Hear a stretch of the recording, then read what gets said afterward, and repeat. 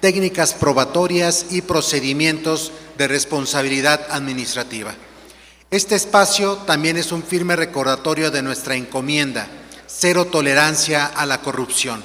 En cada panel, en cada ponencia y en cada intercambio, reafirmamos nuestro compromiso de ser personas servidoras públicas éticas y de promover un servicio transparente que dé confianza a la ciudadanía.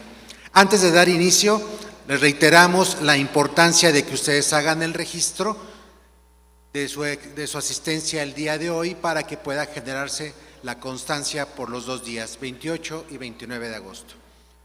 Para iniciar con esta ponencia magistral, les recuerdo que la dinámica de cómo va a desarrollarse. El tiempo de cada ponencia es de 60 minutos. La ronda de preguntas y respuestas será únicamente de 2 intervenciones. Las preguntas y respuestas restantes podrán realizarse por escrito. Personal del staff de este evento pasará a recogerlas y serán contestadas mediante correo electrónico, por lo que es importante que de igual forma lo registren su correo claro para que se los puedan emitir una respuesta. Para las personas que nos siguen de manera virtual, solicitamos su apoyo para dejar su pregunta e incluir algún correo electrónico para de igual forma dar seguimiento a sus preguntas. Me permito presentar la primera conferencia de este segundo día, denominada Sanciones a personas servidoras públicas por actos de violencia laboral, acoso y hostigamiento sexual o violencia por razones de género. Nuestra conferencista es la doctora Jimena Flechas Lara, Procuradora General de Juzgamiento Meta en la Procuraduría General de la Nación de Colombia, de quien me permito leer su semblanza. Es abogada, especialista en Derecho Procesal y magíster en Derecho Disciplinario de la Universidad Libre de Colombia. Ejerció el cargo de directora de la Unidad Especial de Control Interno Disciplinario de la Alcaldía de Tunja durante 3 años y 7 meses. Asesora en la Sala de Servidores Públicos de Elección Popular en la Procuraduría General de la Nación. Asesora en la Oficina Jurídica de Asuntos Disciplinarios de la Empresa de Servicios Públicos de Boyacá. Durante 7 años como abogada en la Secretaría de Control Interno Disciplinario de la Alcaldía de Tunja. Ha sido docente de varios módulos en Derecho Disciplinario de la Universidad Santo Tomás, de la Universidad del Meta, Universidad de Envigado, Universidad Católica, entre otras. Fundadora del Encuentro de Derecho Disciplinario, organizado en la Alcaldía de Tunja durante 4 años consecutivos. Miembro fundador del Colegio Colombiano de Abogados Disciplinaristas. Conferencista en temas de derecho disciplinario como juzgamiento en el proceso disciplinario, acoso sexual, acoso laboral, perspectiva de género, entre otros, a nivel nacional e internacional.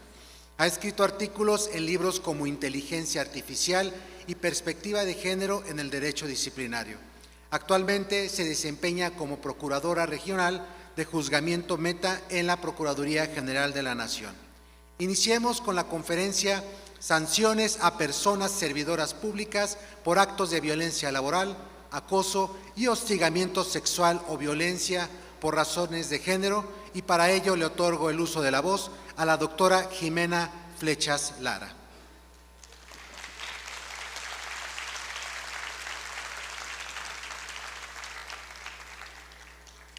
Muy buenos días para todos ustedes. La verdad, para mí es un honor estar acá. Muchísimas gracias a la Asociación de Contralores de Guanajuato por esta especial invitación, especialmente al Contralor Pedro, a los organizadores por este impecable evento. Muchísimas gracias, y pues a todo el público que se encuentra el día de hoy en este escenario donde la intención siempre va a ser retroalimentarnos. Bueno, llamemos a lista, porque yo ayer vi muchas personas muy interesadas acá en el escenario, pero hoy de pronto ya no hay tantas como ayer. Creo que ayer habían más contadores, si no estoy mal, hoy hay más abogados. Un saludo muy especial para los, ¿dónde estarán? Querétaro, mire, ahí están, sí vinieron. Muy bien.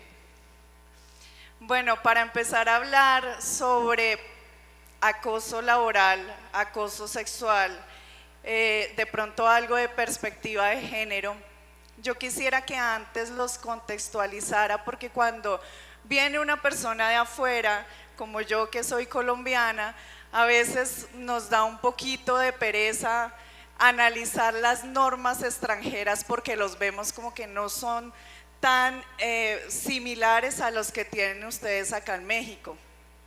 Pero la importancia de un derecho comparado es vernos como un espejo, ¿verdad?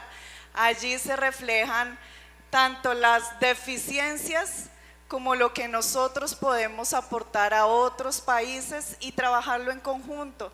Definitivamente en estos temas de acoso laboral, acoso sexual, nos unen algo muy específico y más en el derecho disciplinario. Estamos haciendo todo lo posible por trabajar contra la corrupción, contra el abuso de poder y también contra la violación de los derechos humanos.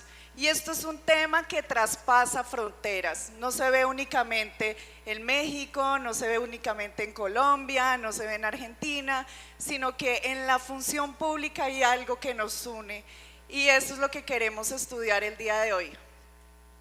Para ir hasta las sanciones debemos pasar por estos escalones de comprensión y precisamente mi intención es que cuando ustedes lleguen ya a la conclusión de esta conferencia de cómo vamos a sancionar tanto faltas como el acoso sexual y el acoso laboral, sepan que hay un camino para llegar a una sanción, en conceptos, en pruebas, en análisis probatorio, en todo esto que a veces se nos dificulta, porque si bien en Colombia lo tenemos taxativamente en el Código Disciplinario, en México no lo tienen así porque están organizados por estados y entiendo que hay una ley general, pero que cada estado tiene su propia ley, así que para ustedes funciona diferente.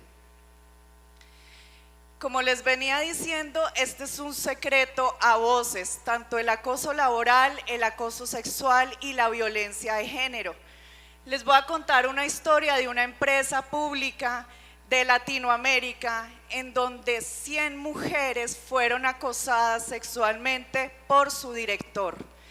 Él todos los días le escribía a una de estas 100 mujeres a su WhatsApp: hola, 2 de la mañana, quiero salir a cenar contigo mañana, ¿aceptas?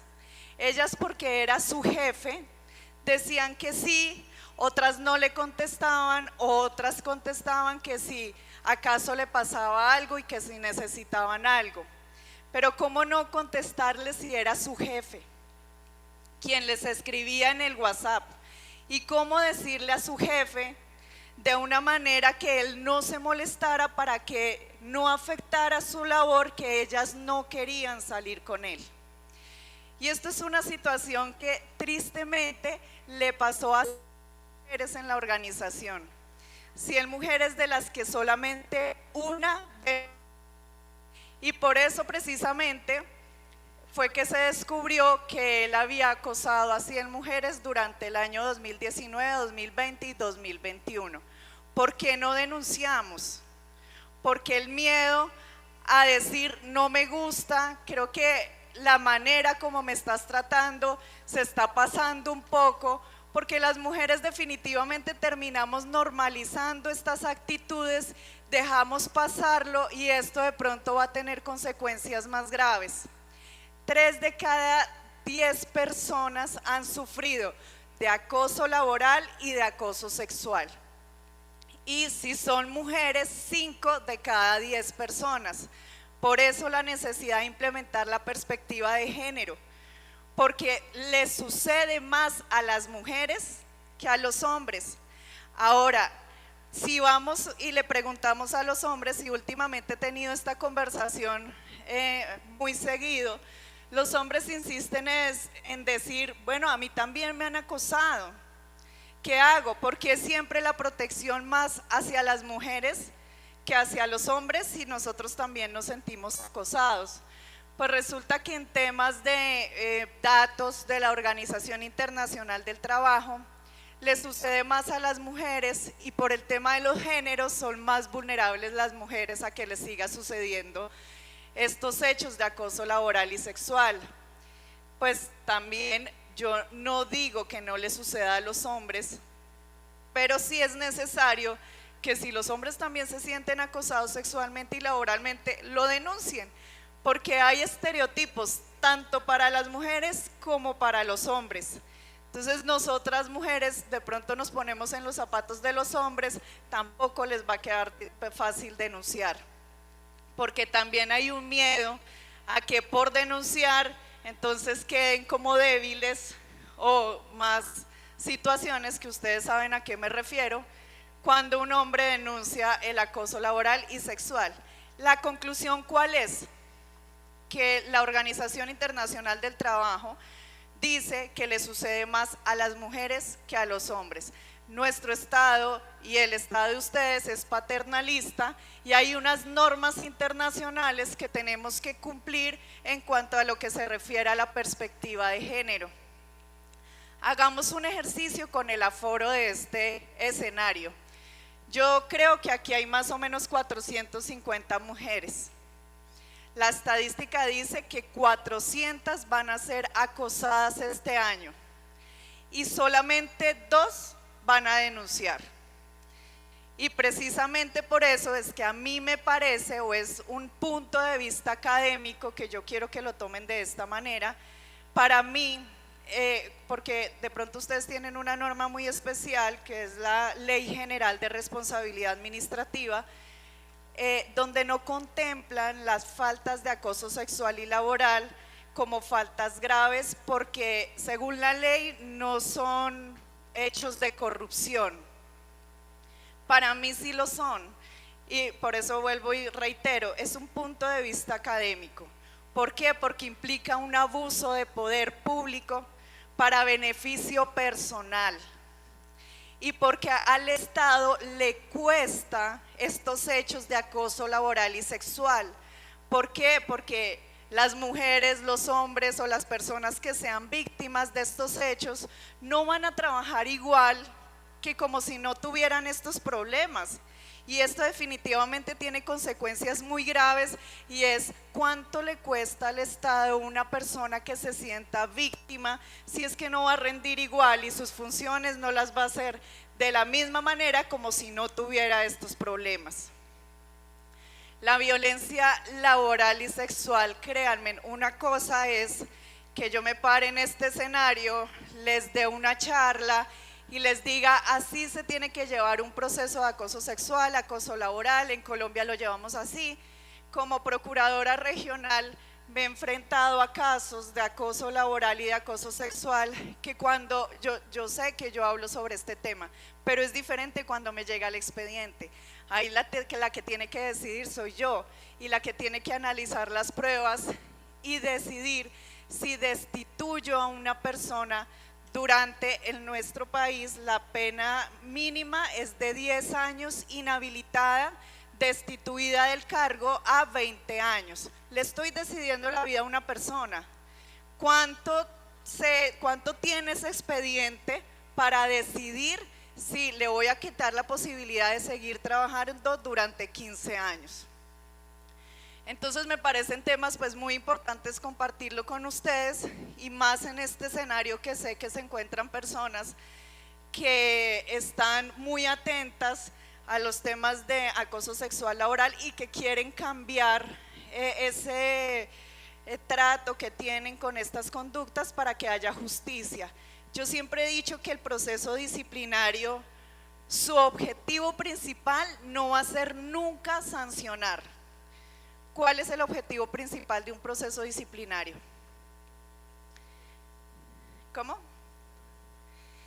La prevención es importante, pero el objetivo fundamental es descubrir la verdad. Ese es el objetivo de lo que nosotros hacemos todos los días. Nosotros no llegamos al expediente y decimos yo lo quiero sancionar. Nosotros decimos yo quiero descubrir la verdad. ¿Para qué? Para hacer justicia. para poder contextualizar el tema de lo que es el acoso sexual y laboral, antes de irnos a cada una de las normas internas que tenemos, hay normas internacionales que sobrepasan estas normas nacionales y que lo que quieren es que los estados que han firmado los convenios implementen dentro de las normas internas. Lo podemos ver en el convenio 190 sobre la eliminación de la violencia y el acoso en el mundo del trabajo. Si nos vamos allá a ver esta norma, ¿qué nos dice? Y su recomendación también 206. Estados que firmen este convenio, ¿qué tienen que hacer? Implementar la erradicación, la prevención, que nos decían acá, y las sanciones. ¿Cómo debemos implementarlas? Pues ajustando estos hechos a nuestras normas internas para que podamos llevar un proceso justo, pero erradicando de la vida laboral temas como el acoso laboral y el acoso sexual. Ahora, en México hay normas muy interesantes que pueden implementar dentro de los órganos internos de control a la hora de calificar una conducta como el acoso laboral o sexual. Yo digo acoso laboral y acoso sexual porque en Colombia lo tenemos establecido así. Yo sé que acá es hostigamiento laboral, pero pues es lo mismo.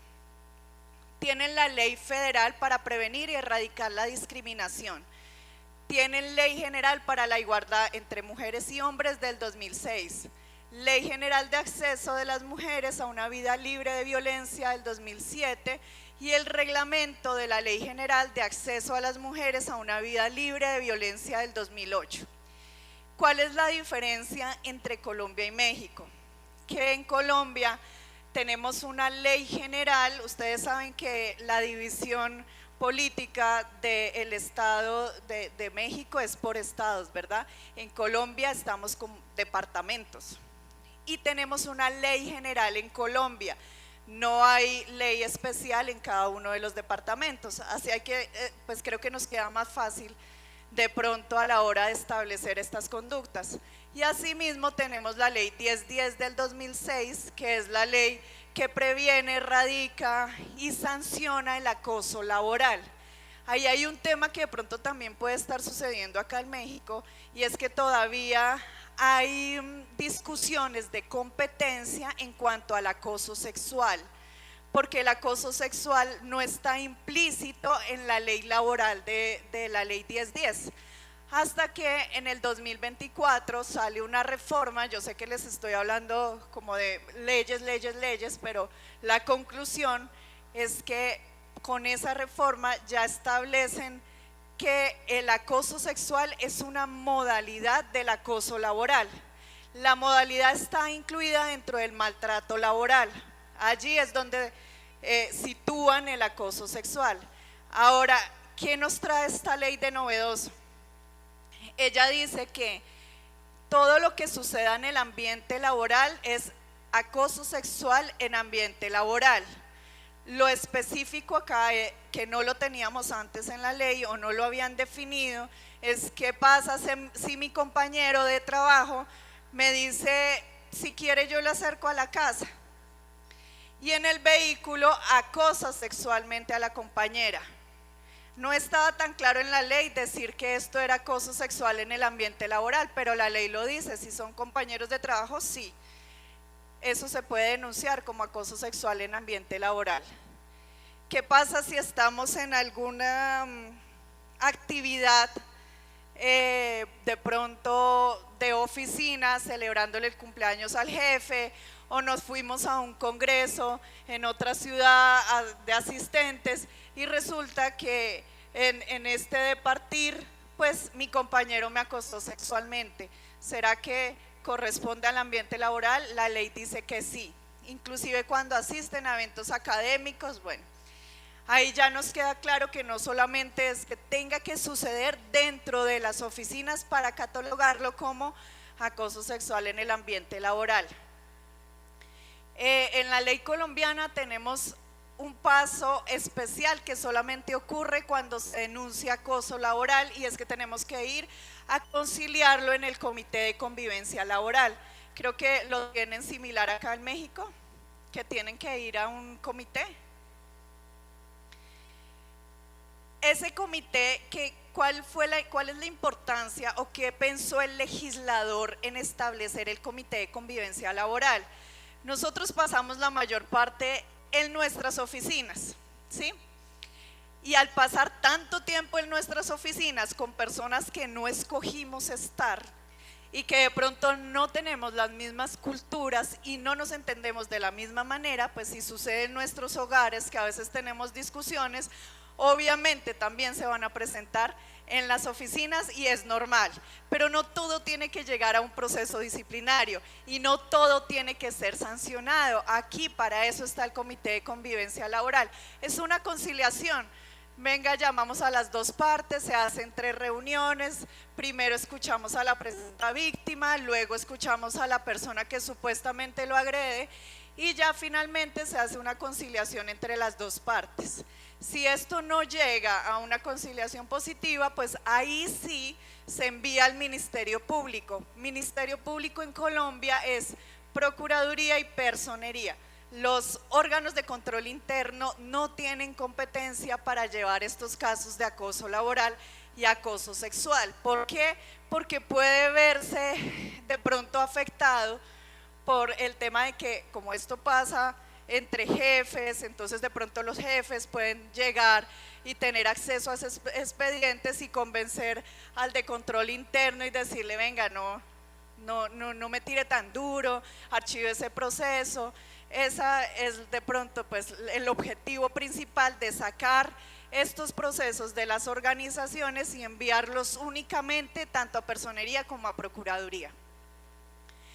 Y acoso sexual, si no es conciliable, el acoso sexual no va al Comité de Convivencia Laboral, es clarísimo que esto se investiga ya como falta disciplinaria, pero también únicamente es competente Ministerio Público. Tenemos pues nuestra ley general, la ley 1952 del 2019, que es la ley, el Código General Disciplinario. Entonces, ¿qué hacemos nosotros? Cogemos la ley 1010, ahí ubicamos qué clase de acoso laboral es. Puede ser maltrato, puede ser persecución, puede ser discriminación. Este ejemplo de la discriminación lo tuve como procuradora en la Procuraduría para decidir y me pareció muy fuerte porque tuve que sancionar a una señora ya llegando, pues no estaba tan cerca de su pensión, pero pues sí, ya casi la lograba, y era por un tema de discriminación por religión, porque a la oficina donde ellos trabajaban llega una persona que se identifica con el género de homosexual y pues él lo hacía abiertamente. Pronto a la señora le molesta que esta persona actúe como está actuando, entonces todos los días le dice, mire, la Biblia dice que usted se va a quemar en el infierno por ser homosexual y usted no sé qué, y usted no debería trabajar y usted no tiene derecho a estar acá en la oficina, y todos los días le decía exactamente lo mismo delante de todos sus compañeros. Pues se configuró el acoso laboral, hubo testigos que dicen sí, la señora no está de acuerdo con que él se identifique como homosexual, así que ¿cuál fue la consecuencia? Pues me tocó sancionar a la señora. Y es que lo grave acá es que la sanción que tenemos en Colombia, no hay un mínimo de 10 años de inhabilidad, el mínimo es 10, y los agravantes es, por ejemplo, vulneración a derechos fundamentales, es un agravante. ¿Estamos vulnerando derechos fundamentales? Por supuesto. Dolo, esa es otra categoría que no sé si la tienen acá en México, pero en Colombia esta conducta de acoso laboral y sexual nunca será con culpa. Yo no acoso laboral y sexualmente, ¿qué pena fue con culpa? No, siempre se califica con dolo. El conocimiento y la voluntad está implícita en la conducta. Yo sabía que no tenía que acosar ni laboralmente ni sexualmente, así que ese es otro agravante en Colombia. Eso quiere decir que la mayor pena que hay o la mayor sanción es destitución e inhabilidad mínimo de 14 años. Y así se fue sancionada esta señora por estos temas de discriminación. Hay dos conceptos y nosotros lo tenemos en cada una de las leyes que les venía contando sobre el acoso laboral. En el acoso laboral dice el concepto que tiene que ser persistente. Para nosotros, ¿qué es un acoso laboral persistente? El acoso laboral persistente, según la jurisprudencia y la doctrina, son 2 veces a la semana por 6 meses consecutivos. ¿De verdad me tengo que esperar yo 6 meses que me acosen laboralmente para poner la denuncia y decir que sí es acoso laboral? No, la ley también tiene una excepción. Dice, puede ser una vez, pero que se demuestre que es suficientemente grave contra mis derechos fundamentales y la dignidad humana. Les voy a contar otro ejemplo de otro caso que sancionamos por un solo hecho como acoso laboral. En una cárcel en Colombia, se llama el IMPEC, muy cerca a la región donde yo vivo, había un supervisor que tenía que todo el tiempo estar atento a unas funciones de una mujer. De pronto esta mujer tenía a veces inconvenientes con él, pero no eran tan graves. Un día se la encuentra en un pasillo, no había nadie más, solamente se encontraban esas 2 personas, no habían testigos de lo que estaba ocurriendo. Resulta que se la encuentra de frente y le dice, usted no se merece estar acá, usted tuvo que acostarse con nuestro jefe para tener el cargo que tiene, debería renunciar. Y así voy a hacer yo todos los días para que usted renuncie. ¿Es acoso sexual? No. ¿Es acoso laboral? ¿Hay violencia de género? Sí. Y son hechos que no tuvieron que ser persistentes, no tuvieron que suceder todos los días. Esta señora no tenía por qué aguantarse que el señor le dijera todos los días exactamente lo mismo para que se configurara el acoso laboral. Es eso lo que nos trae este concepto del acoso laboral. Ahora, que sea demostrable, pero acá también podemos caer de pronto en riesgos para poder demostrar el acoso laboral, porque creemos que quien tiene que demostrar el acoso laboral o el acoso sexual es la víctima, y le ponemos esa carga de más a la víctima. Entonces, de pronto las oficinas de control interno, no las de México, las de otro país, dicen, pero sí, acá no hay pruebas y la víctima no me trajo pruebas. Claro que no le trae pruebas, porque es que estos son hechos que son muy difíciles de probar. Generalmente suceden a puerta cerrada, no hay testigos de nada, ¿cierto? Entonces, quedamos con que no se pudo demostrar o ir más allá, pero resulta que no nos estamos dando cuenta que no solamente está el testimonio de la víctima, sino que esta señora, cuando sale de esa discusión, le contó a sus compañeros de trabajo. Y créanme, siempre que una persona se sienta afectada, yo no creo que después de que esta señora sufre estos ataques, llegue contándosela a la compañera de trabajo muerta de la risa, ¿verdad? Entonces, todo eso es lo que tenemos que demostrar dentro de nuestro análisis probatorio, y no quedarnos con que la víctima no nos trajo más pruebas, entonces cerramos el caso y aquí no hay nada, apague y vámonos. No, y menos cuando hay vulneración a los derechos fundamentales.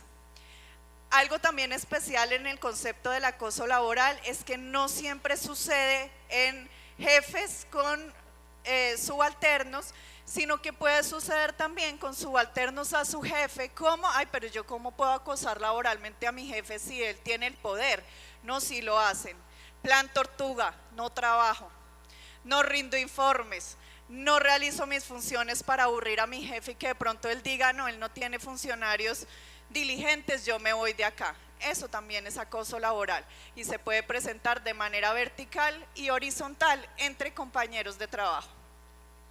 Ahora nos vamos al concepto del acoso sexual, que también lo podemos malentender, que era lo que hablábamos al inicio de esta conferencia, en tema de conversaciones cuando decimos, venga, pero ¿será que si una persona me mira todo el tiempo de manera libidinosa, cómo lo puedo demostrar? ¿O cómo puedo demostrar de pronto que es que me molesta que la persona me esté diciendo todo el tiempo, pero venga, acérquese, salúdeme de besito? Eso lo escuchamos casi que todos los días en las oficinas. ¿Cuál es la diferencia que se configure el acoso sexual o que no haya acoso sexual? ¿Cuál es la diferencia? Que tanto mujeres como hombres tienen que ser muy claros en qué me disgusta y qué no. Yo que voy a saber de pronto que a mi compañero de trabajo no le gusta que yo lo salude abrazándolo de la cintura, o que lo acerque mucho, o que le diga, mi amor, venga, salúdeme de beso. Pues tenemos que ser claros con lo que nos gusta y lo que no. Pero cuando alguna de las dos partes dice, no, espere, es que a mí no me gusta que me saluden así, y lo hace de manera reiterativa, pues se configura el acoso sexual.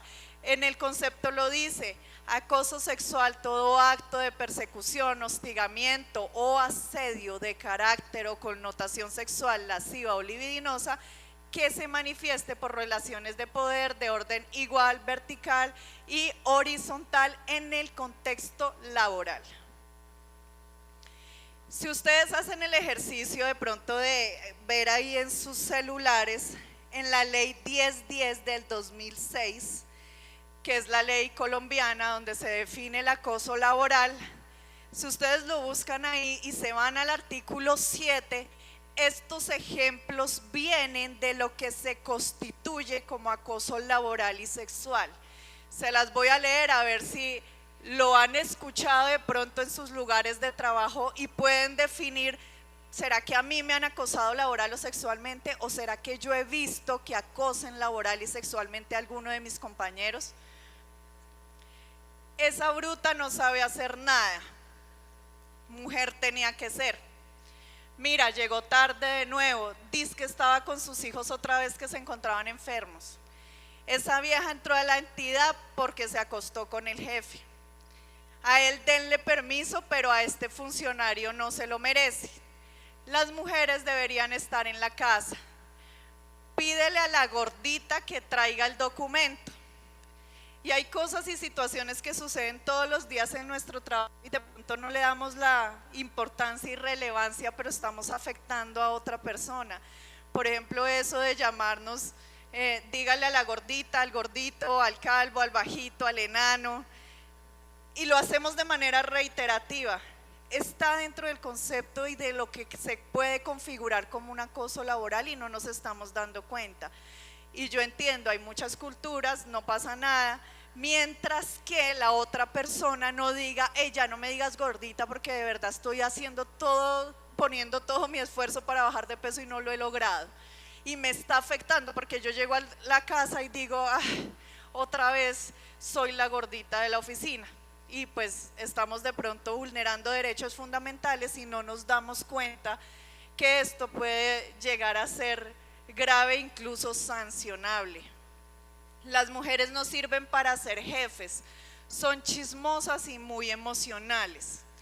Y por ejemplo, en países como en Colombia, por frases como estas, tuvimos que llegar al Congreso para que nos aprobaran una ley donde obligan a todas las entidades públicas a que por lo menos los cargos directivos estén representados en un 50% por mujeres.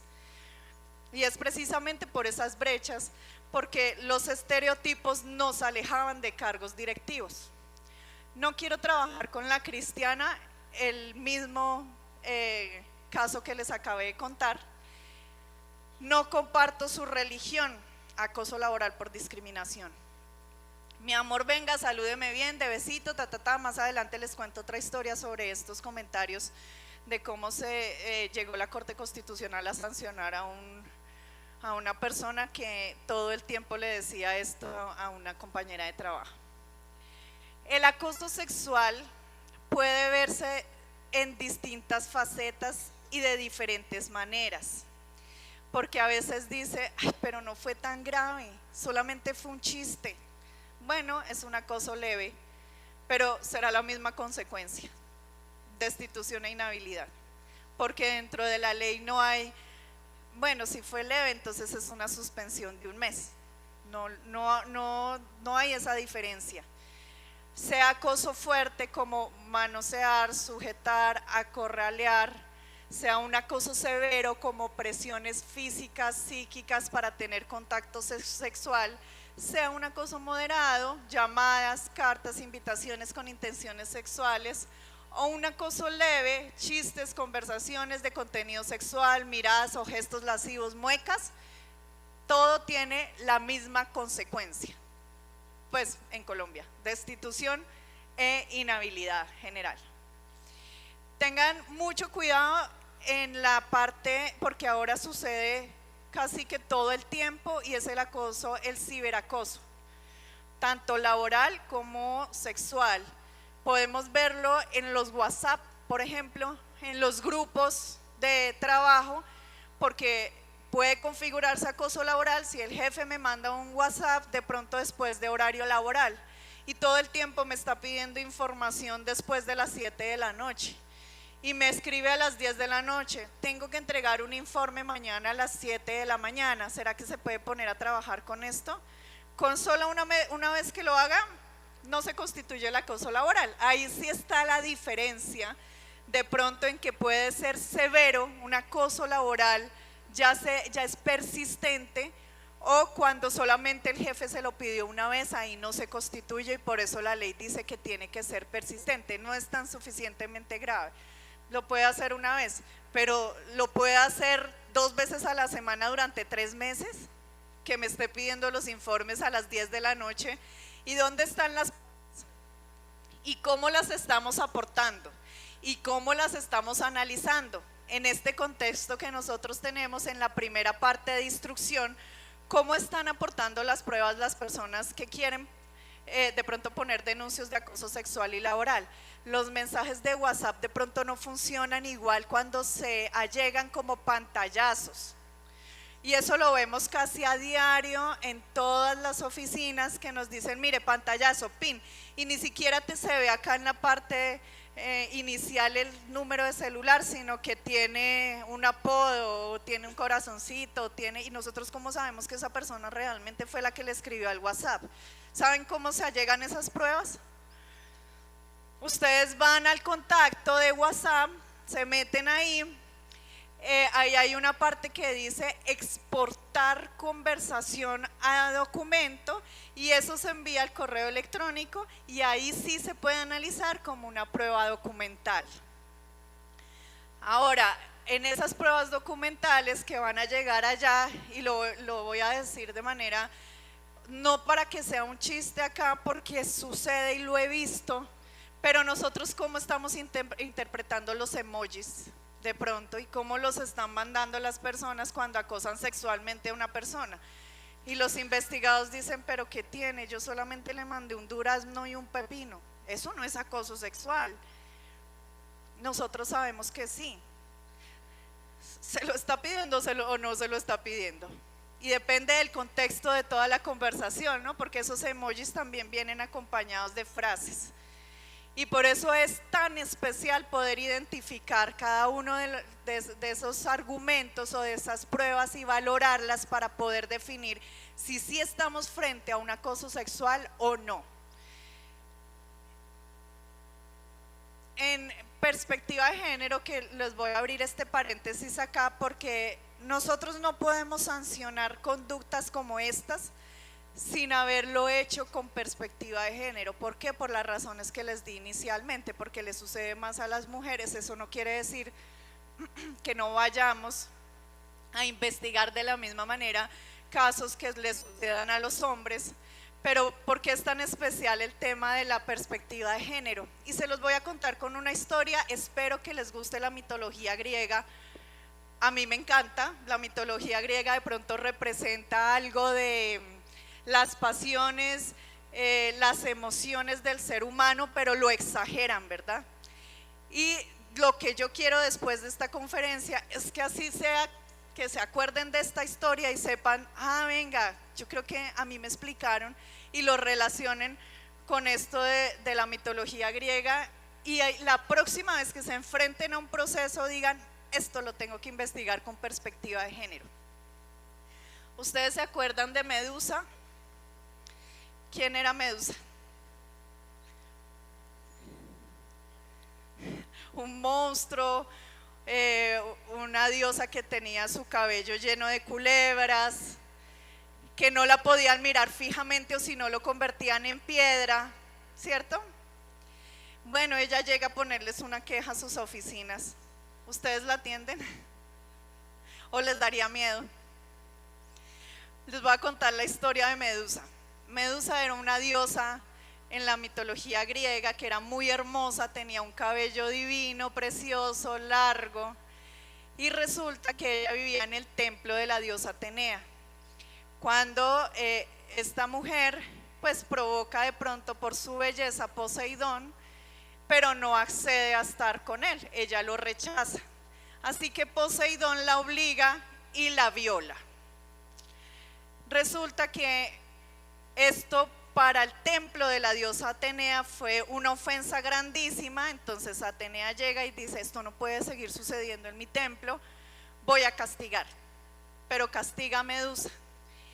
Y ella la convierte en un monstruo lleno de culebras para que nadie más se le acerque.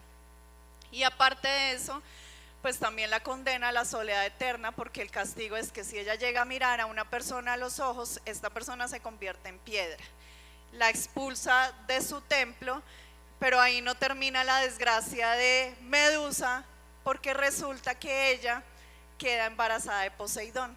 Así que cuando se entera, Atenea manda a Perseo a que la mate y le corte la cabeza. Por eso ustedes la ven a veces con la cabeza acá al lado. Y así termina la historia de una mujer violada y recordada por ustedes como un monstruo, a la que de pronto no le atenderían una queja. ¿Qué significa esto? Y lo vamos a trasladar a nuestro derecho disciplinario. Primero, los prejuicios. No podemos investigar un proceso con prejuicios, porque cuando a veces una mujer, que toda la oficina dicen, es que ella es como muy conflictiva, de pronto se inventó todo esto y quiere vengarse de esa persona a la que le están colocando una queja. O es que esta mujer estaba vestida provocativamente, tenía una minifalda y un escote, ¿cómo querían que no la acosaran sexualmente? Prejuicios y estereotipos. Eso es lo que necesitamos erradicar de todos los procesos y verlos con otra perspectiva diferente, quitarnos ese lente borroso que no nos deja ver y decir, hey, esto es un prejuicio, chun, para afuera. Eso es perspectiva de género. Ahora las víctimas no las podemos revictimizar. A Medusa la revictimizaron, la castigaron porque la violaron. Ahora, ¿cómo estamos atendiendo a las víctimas que denuncian acoso sexual o laboral? Bueno, sexual, hablemos del acoso sexual, que son competentes ustedes, órganos de control interno. ¿Cómo lo estamos investigando y cómo estamos atendiendo a esas víctimas? Realmente son víctimas. Las víctimas no son solamente las que están allá en el conflicto armado, no, las víctimas también son las que se sienten vulneradas en sus derechos humanos y la dignidad humana. ¿Cómo estamos recibiendo esa queja? ¿Será que la estamos poniendo a declarar con su agresor? ¿Le estamos asegurando su derecho a no confrontarse con su posible acosador? No podemos hacerlo, para eso hay herramientas como Teams. De pronto, ahora después de pandemia, las tecnologías nos traen esas ventajas. Hagamos un Teams, no exponemos a esta mujer a contarla. Sí, miren, es difícil denunciarlo, no lo hacemos. Ahora es muchísimo más difícil que contemos la historia y nos revictimicen, o sea, nos pongan cargas además, porque es que esto en las oficinas y organizaciones se empieza esto es un chisme. Entonces vamos a poner a la víctima y vamos a decir, sí supieron, ¿no? dizque la acosaron sexualmente. ¿Y cuál es el apoyo de los compañeros de trabajo a una mujer que denuncia acoso sexual? ¿Realmente la estamos acompañando? ¿Realmente vamos a ir a ser testigos de esos hechos? Generalmente no lo hacen. Ahora, como órganos de control interno, por lo menos aseguremos no la confrontación de la víctima con su posible acosador, sino que hacemos el Teams. No es necesario ni siquiera que prenda la cámara, le vamos a dar la instrucción de que todas las preguntas se hagan por el chat y nosotros le hacemos la pregunta a la persona para que haya una ratificación y no de miedo de denunciar.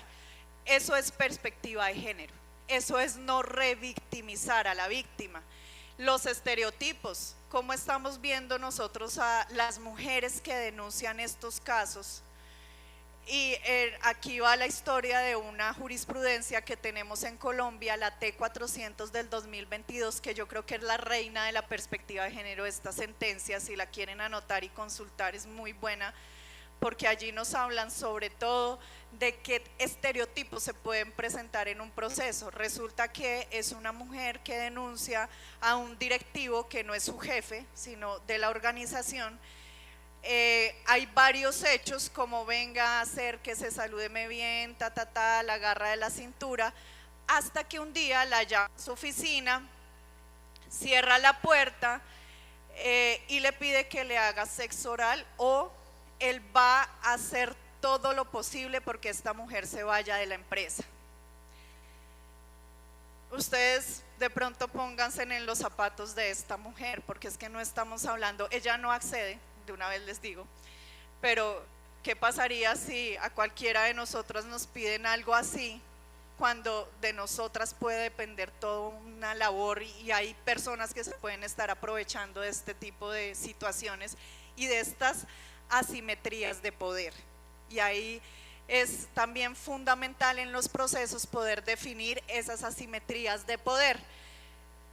En los argumentos de defensa, tanto del apoderado como del investigado, dicen: venga, pero esta mujer fue tan fantaseadora, se inventó una historia, mejor dicho, que ni un director de Hollywood se lo cree. Eso dice el apoderado. Eso lo investigó la Procuraduría en primera y en segunda instancia y absolvió a la persona. Y el investigado dice: a mí no me gusta esta mujer, es muy fea y no, obviamente no la iba a acosar, no es de mi gusto. Pues resulta que así la Procuraduría en esa época no lo haya puesto en sus argumentos, estos estereotipos pueden permear o pueden afectar las sanciones y la verdad, porque se fueron por otro lado, porque todo esto pudo afectar la verdad del proceso disciplinario. Ahora, esto que les acabo de contar sucedió a puerta cerrada. Yo les pregunto, ¿sería fácil probar realmente que hay conducta de acoso sexual cuando sucedió en 2 minutos? ¿En qué momento grababa? ¿Habían testigos? Seguramente esta persona le iba a decir eso delante de otras personas. No. Eso se llama corroboraciones periféricas, para que lo tengan en cuenta a la hora de valoración probatoria. ¿Y qué significa esto de las corroboraciones periféricas? Pues que no le pidan a una víctima que llegue con pruebas contundentes y directas, porque no las van a encontrar. Los testigos generalmente son testigos no directos. Entonces, vuelvo y reitero, ¿cómo sale esta mujer de la oficina y quién la vio? Uy, sí, ella salió un poco afectada, se nos hizo extraño, salió llorando, estaba nerviosa, le contó a la compañera, la compañera fue la primera que recibió pues esta denuncia, se demoró en denunciar. Claro, es que una conducta que le pase esto a una mujer, pues no va a salir corriendo a denunciarlo, esto tiene que tener un proceso, sobre todo de asimilarlo. Todo eso es perspectiva de género. Ahora, en primera y en segunda instancia la habían absuelto luego de que la Corte investigara este caso con perspectiva de género, y cada uno de los testimonios dijo: definitivamente tiene que proferirse una sanción, devuelve el proceso, destituyen al personaje y lo inhabilitan durante 15 años. Ahora ya, para de pronto ir concluyendo esta conferencia, En temas del hostigamiento laboral, acoso sexual y violencia por razón de género en México, pienso que sí puede un poquito dificultarse la labor porque no solamente en el Estado de México lo tienen como falta típica dentro de su ordenamiento jurídico, pero en la ley general se puede catalogar como una falta no grave. Ustedes saben más que yo, lo pueden hacer también y no, de pronto no se queden con que no se constituyó como tal el acoso laboral y sexual, pero de pronto sí lo pueden hacer con un irrespeto, con una transgresión al código de ética, y lo pueden hacer de esta manera y lo pueden hacer desde las oficinas de control interno. ¿Para qué? Para seguir previniendo y sancionando estos hechos que afectan casi todos los días la vida laboral de las personas. Hay un proyecto que me parece interesante, tendría de pronto que, bueno, de pronto en México es diferente porque el acoso laboral creo que lo llevan jueces laborales, ¿sí? Para mí sería un tema así que se podría estudiar y validar porque pues académicamente, insisto, sí debería ser una responsabilidad administrativa porque afecta a las organizaciones, porque hay corrupción y porque podría catalogarse como una falta grave para que se pueda prevenir de una manera diferente. Creo que las sanciones pueden ser las mismas cuando son faltas graves y no graves, solamente le quitamos como la sanción pecuniaria, lo que tiene que ver con el dinero, pero la conclusión es que puede ser exactamente la misma sanción. Me pidieron 10 minutos de pronto para si alguien tiene alguna pregunta, pero yo quiero cerrar la conferencia con una frase que vi ayer en el Museo de las Momias que tienen aquí en Guanajuato, muy impresionante, la verdad. Sabía que no me podía ir sin visitarlas, quedé impactada, pero me impactó más esta frase con lo que hacemos todos los días en nuestras organizaciones, como jefes, como compañeros de trabajo, y la tienen acá en Guanajuato. ¿Cómo te gustaría ser recordado? Esa creo que es la razón de ser del funcionario público. Ayer escuché a una persona que decía, nosotros estamos de paso. Seguramente sí, estoy de paso como procuradora, están de paso como contralores, están de la función pública, muy rara vez es para toda la vida y menos los cargos directivos, pero a ustedes ¿cómo quieren que lo recuerden? ¿Como un jefe respetuoso o como todos estos casos que yo he colocado aquí de presente el día de hoy? Espero que les haya gustado, que no se hayan aburrido con las normas extranjeras y que puedan aprovechar esta conferencia, y pues si alguien tiene alguna pregunta, los escucho. Muchas gracias.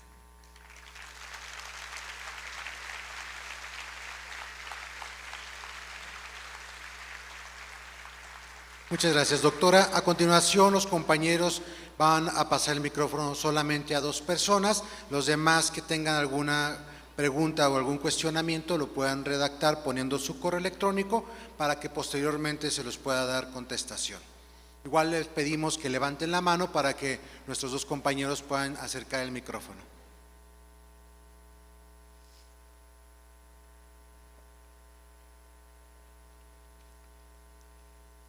¿Todo les quedó súper claro?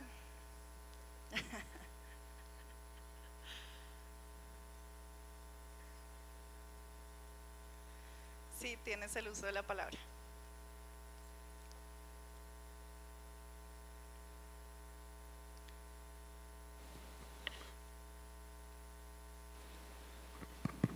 Así. Buenos días a todos. Yo nada más es un comentario y quisiera pedir su opinión al respecto. Me enteré de una situación en la que en un ambiente de juego a una persona se acercan y un hombre, jefe, a una subordinada, le da un zape en la cabeza. Lejos de apenarse el jefe o arrepentirse del tema, ríe, lo toma a broma a pesar del disgusto de la señorita, y pues al ella demostrar, como usted bien lo mencionó, luego de un tiempo pues ella lo procesa y se da cuenta que fue violentada, y posterior a esto él lo toma como una agresión hacia él, lo toma personal, y a diferencia de, pues, de hacer algo al respecto, disculparse o manifestar su arrepentimiento, pues le carga trabajo, la saca del programa de trabajo diario, incluso lo lleva a otros niveles, como que ella es una persona conflictiva, y finalmente, después de que todo el mundo la considera conflictiva, ella termina dejando el trabajo. Quisiera saber su opinión al respecto. ¿Qué dice el público? Gracias. Claro que hay acoso laboral, claro que sí, está súper demostrado. O sea, primero hay maltrato y fue suficientemente grave, inclusive con el solo hecho que le haya pegado. Esto es suficientemente grave para demostrar que sí hay acoso laboral por maltrato laboral. También hay un irrespeto. También como órganos de control, yo siempre he dicho, lo pueden hacer. No hay de pronto un límite de que solamente lo lleve la parte de los jueces laborales, ¿cierto? También lo pueden hacer ustedes como falta de respeto, porque hay una falta de respeto en ocasión a la relación que tiene como jefe y como subordinado. Así es que lo pueden hacer ustedes como una falta, inclusive al código de ética, también lo pueden llevar por ahí, y que lo lleve un juez laboral, porque si la situación demuestra perfectamente que hay acoso laboral, no solamente maltrato, sino hay una persecución que se puede demostrar muy fácil si habían testigos. ¿Alguna otra pregunta? Bueno, buenos días. Mi nombre es Gerardo Duarte Martínez. Vengo de la Contraloría Municipal de Silao. Me gustaría hablar de un mundo paralelo para no hacer señalamientos que nos pudieran afectar, pero cuando inició su plática hablaba de la protección institucional en muchas de estas situaciones que afectan precisamente el tema que se está hablando, ¿no? Y cuando esto se magnifica, a mí me tocó conocer hace muchos años la primera propuesta que se tenía a nivel nacional del Código de Ética, en donde se hacían señalamientos claros y expresos sobre el acoso y el hostigamiento sexual, y lo vemos que en el que está actualmente se matizaron y ya no quedaron bien plasmados. Ahí podríamos hablar precisamente de esa protección institucional. Pero más allá también, cuando las personas se ven afectadas por esto, se dice que se debe privilegiar precisamente la primera declaración de la persona que fue sujeta del acoso sexual, y que incluso a veces creamos tantas instituciones alrededor, o entre comillas, para proteger esta situación, que luego para la víctima es difícil saber con quién acudir. Y dentro de uno de los parámetros que se establecen son los protocolos de atención a las personas, y el primero que se tiene que hacer es la contención emocional, y dice que debe estar acompañada por un psicólogo, precisamente quien debe determinar en qué momento o si la persona está preparada para declarar o no. Esa es el primer situación. Pero el comentario es, ¿qué hacemos en aquellos casos, o cuál es visualizar ese trecho que nos hace falta recorrer para garantizar precisamente el que no se presenten este tipo de situaciones? ¿Cómo pelear contra la protección institucional? Primero, yo creo que todas las instituciones deben respetar pues claramente los derechos humanos de todas las personas, y esto es súper importante a la hora que interponen denuncias, tener estos protocolos claros en cada una de las entidades, y que los conozcan sobre todo los funcionarios, porque muchas veces los dejan ahí colgados en la página y simplemente los tenemos para cumplir un requisito para seguir nuestros códigos de ética, bueno, para poder hacer el cumplimiento de lo que nos ordenan los tratados internacionales también, pero no los retroalimentamos con los funcionarios. Entonces, cuando alguien se ve afectado por temas como violencia de género, acoso sexual y laboral, inclusive no saben a dónde acudir, pero dónde pongo la queja, esto es de acá de la entidad, o es de juez laboral o solamente se va a quedar para los compañeros de trabajo. Pero yo insisto en que las instituciones tienen que prevenir. Estas charlas pues, que ustedes tienen siempre van a ser fundamentales para que las personas sepan que hay un código de ética que se tiene que respetar y que yo me puedo acompañar de un psicólogo para que de pronto me ayude a solucionar el tema y este mismo psicólogo me aconseje si es un caso de acoso laboral, sexual, violencia de género, en fin. Pero creo que la oportunidad más grande que tienen todas las instituciones públicas es dar a conocer ese protocolo y que de verdad lo entiendan. Esa es una manera donde las instituciones pueden decir, bueno, estamos protegiendo a las víctimas y no las estamos revictimizando. Ahora, más allá de ese conocimiento, de esa prevención, ¿realmente ustedes conocen dentro de sus organizaciones quiénes son las personas competentes para llevar a cabo este tipo de procesos? Si se han ocupado de hacer estos procesos y estas acciones de manera adecuada dentro de sus organizaciones. También la protección va muy de la mano hasta con los medios de comunicación, porque no sé si ustedes lo han vivido acá en México, pero cuando se presentan estos casos, las instituciones dicen, no sé, ella sí presentó la denuncia, pero eso es penal. Eso es revictimización y son comunicados oficiales que sacan las entidades públicas lavándose las manos, en vez de decir, no, venga, nos enteramos por un medio oficial de comunicación que esta persona está denunciando en sus redes sociales un presunto acoso sexual o laboral. Y estos comunicados oficiales no ayudan, sino que revictimizan. Y allá va el tema de la protección y de las instituciones para también no caer en el tema del acoso laboral por la misma institución, porque también se puede configurar. ¿Cómo estamos tratando a la víctima desde el primer momento que interpone la denuncia? ¿Quién la está escuchando? ¿Dónde está el protocolo? ¿Dónde está la psicóloga? ¿En dónde lo podemos consultar? O sea, yo creo que es algo más de prevención lo que estás planteando, pero también de protección a los derechos humanos, y lo podemos hacer desde los comités de ética. Ellos son fundamentales en las instituciones públicas para que retroalimenten inclusive a los directivos en cómo hacer para proteger a las víctimas de estos hechos. Muchas gracias.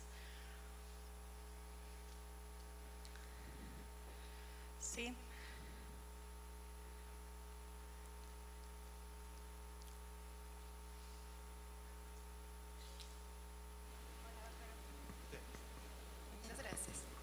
Gracias, buen día. Estefanía Villagómez, del órgano interno de control de la Secretaría de Gobierno.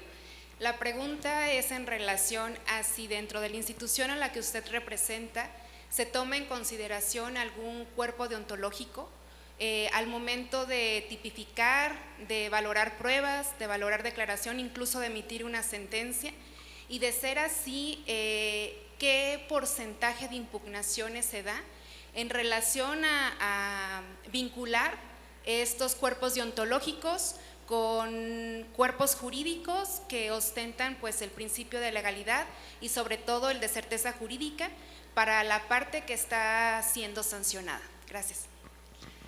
No existen en Colombia los cuerpos deontológicos para apoyar los procesos por acoso sexual y laboral. Creo que funcionamos diferente. En Colombia hay una parte de instrucción que creo que acá es igual. La parte de instrucción se encarga de recopilar las pruebas y de endilgar la responsabilidad. Esto se hace en un pliego de cargos.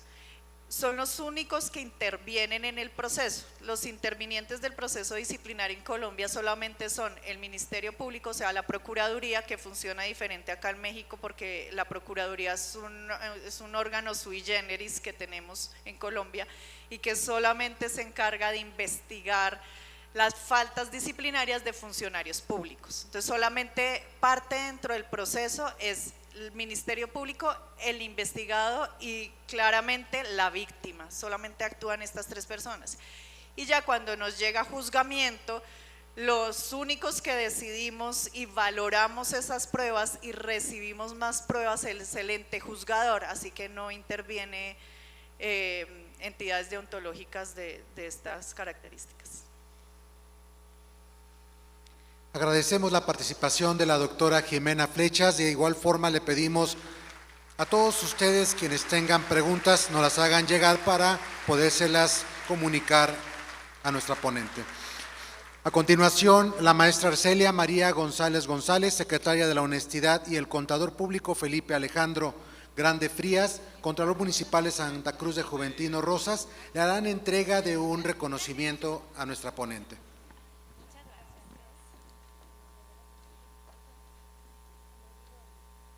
Es para mí un gran honor.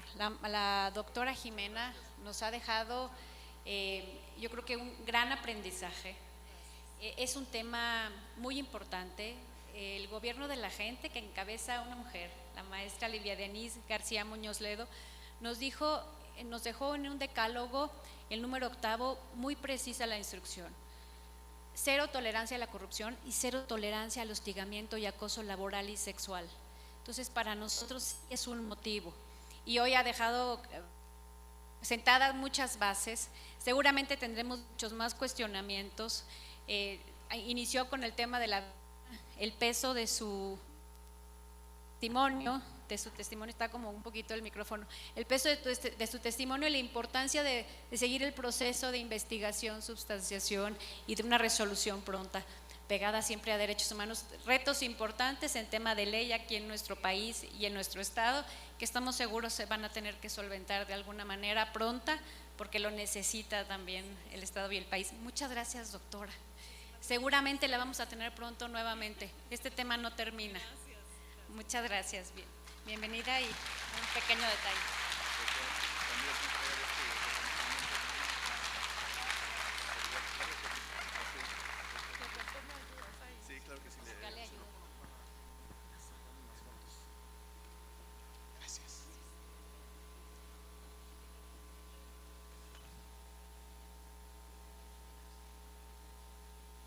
Agradecemos la participación de la doctora Jimena Flechas Lara, Procuradora General de Juzgamiento Meta en la Procuraduría General de la Nación de Colombia, y despidámosla con un fuerte aplauso, por favor.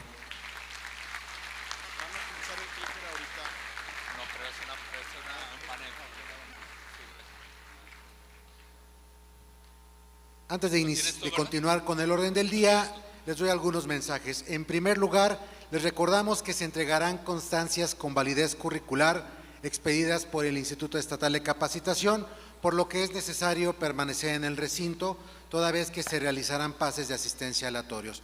Aquellos que falten todavía de registrar su asistencia, favor de hacerlo. Si necesitan algún apoyo o alguna asesoría, acercarse con los compañeros de registro. De igual forma, va a ser importante que al momento del primer